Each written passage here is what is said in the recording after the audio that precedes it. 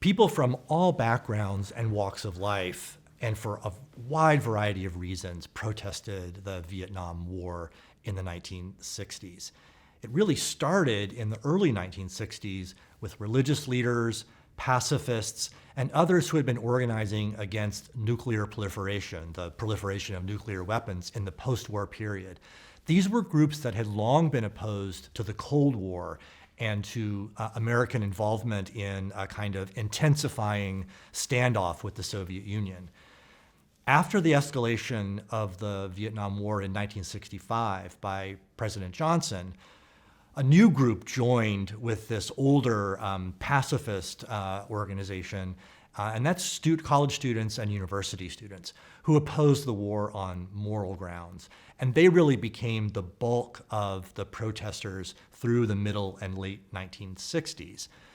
By the height of the war in 1967 and 68, and also during the period of the largest anti-war demonstrations, Americans from a wide range of backgrounds, civil rights and Black Power leaders, people like Martin Luther King Jr. and Stokely Carmichael, who had been organizing for years for racial justice, began to join the anti-war movement, as did younger people.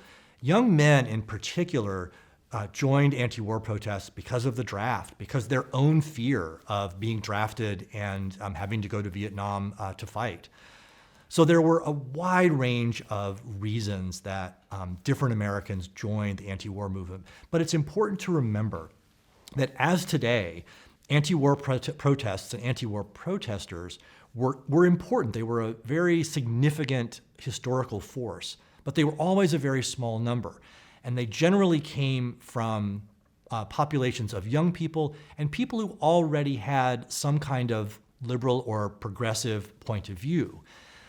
Contrary to popular imagination, the largest student group in the 1960s was not Students for Democratic Society, SDS, which was so involved in the anti-war movement, but in fact a group called Young Americans for Freedom, which was a conservative group.